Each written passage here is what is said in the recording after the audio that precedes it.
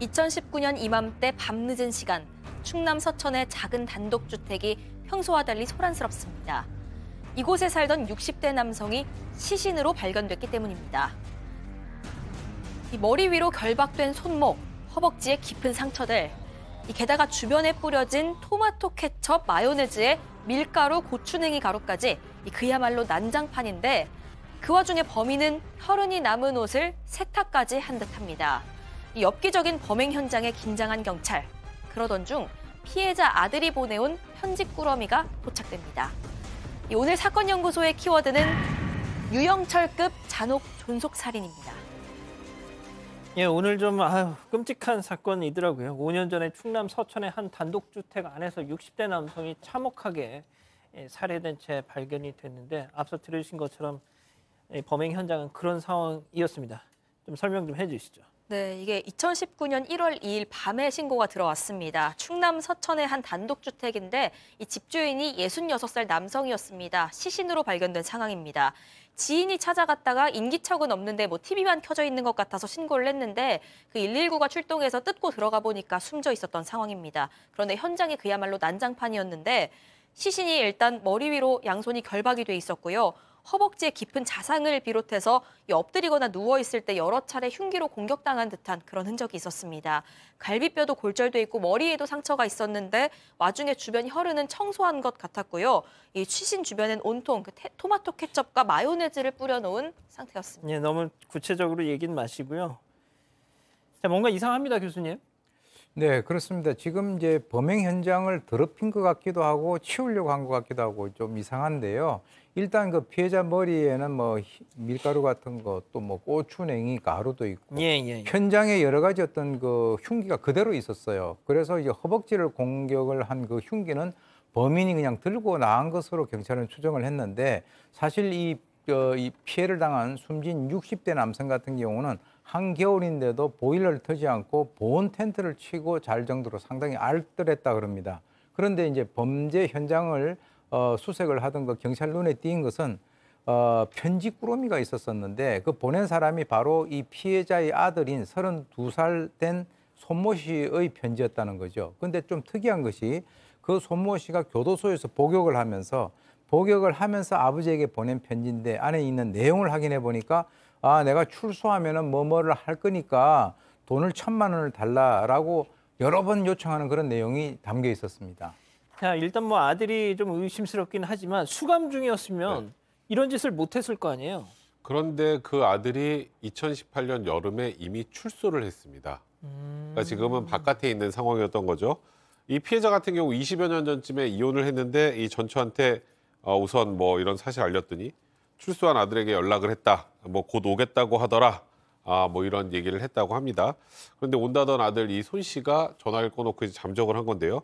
그래서 이제 아들 과거 이력을 좀 살펴보니까 군대에서 탈영도 했었고 편집성 정신분열증 진단도 받았었고 2013년에는 내림굿을 받아서 아버지하고 살던 집에 신당을 차려가지고 아버지랑 다투고 불질러서 그다음에 2년 징역 2년에 집행유예 3년 선고받고 여러 가지 문제들이 있었습니다.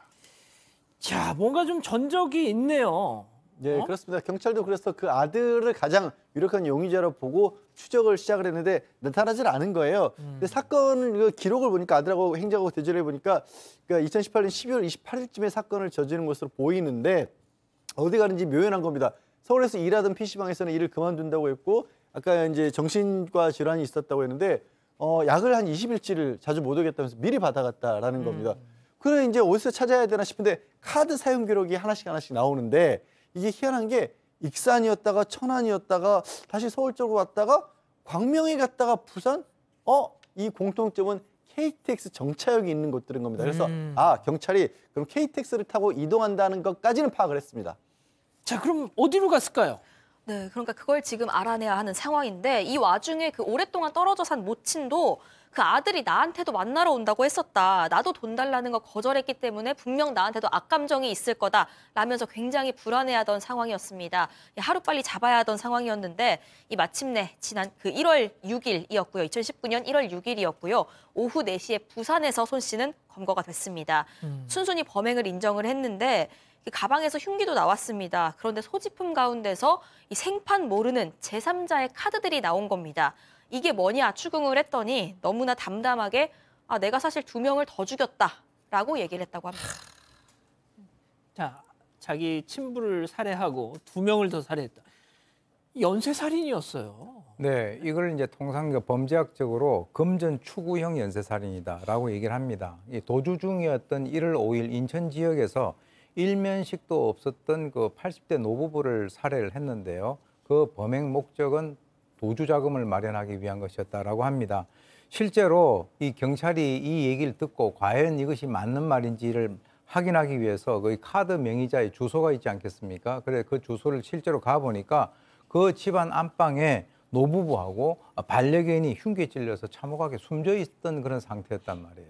그래서 피해 품은 18K 그 반지 하나하고 현금 7만 5천 원 그리고 카드 도장 등을 챙겨서 달아난 것인데 사실 참 안타까운 것이 이 피해자 부부 같은 경우는 사실은 그 치매 걸린 아내를 이 80대 이 남편이 옆에서 보살피고 있던 그런 상황인데 바로 그 집에 가가지고 이 생면 부지에 이 범인들에 의해서 살해를 당했다. 이건 정말 참 더 이상 뭐 할 얘기가 없습니다.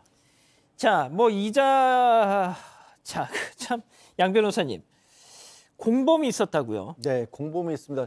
붙잡히고 나서 얘기를 토통 안 하다가 갑자기 어느 날 입장을 바꿔서 내가 사실은 다른 사람의 유혹 때문에 이런 짓을 저질렀다라면서 공범까지 털어놓은 겁니다.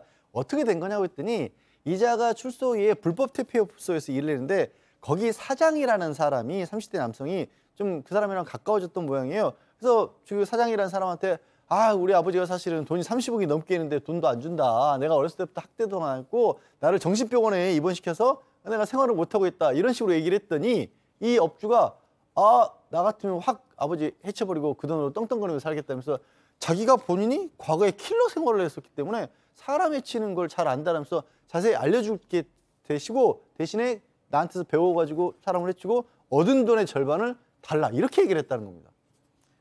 이게 좀 뭡니까 이거 지금 이게요? 네, 그래서 그 공범과 이 준비부터 예행 연습까지 모든 걸 다 함께 했습니다. 그리고 같이 고속버스를 타고 내려갔고요. 그 아버지를 해친 범행 현장에도 함께 있었습니다. 손 씨가 공격한 이후에 이 아버지를 고문까지 하면서 카드 비밀번호 대라 이렇게 추궁을 했는데 끝까지 말을 안 하니까 결국 살해를 했던 겁니다. 그리고 현금 4만 원, 카드 이런 것들을 가지고 달아났습니다. 현장 정리하고 케첩 마요네즈 뿌리고 이런 것들도 지시를 했습니다. 그 이후에도 공범과 이손 씨는 계속해서 문자를 주고받는데 대낮이고 저녁이고 집에서 나오는 사람 바로 킬, 해치라는 의미입니다. 이렇게 지시를 하는가 하면은 수배가 떨어지지 않겠냐 이렇게 손 씨가 물어보면 킬만 해서 돈이 생기면 안 잡힌다. 뭐든 돈이 문제다라고 얘기를 하면서 이 추가 범행도 이후에 있었는데 이것들이 돈의 목적이 있음을 분명히 확인시켜주는 그런 대화도 있었습니다. 이 자칭 킬러 출신입니다. 이 공범은 특수강도 강간으로 징역 5년을 산 전력이 있는 성매매 업소 업주였습니다.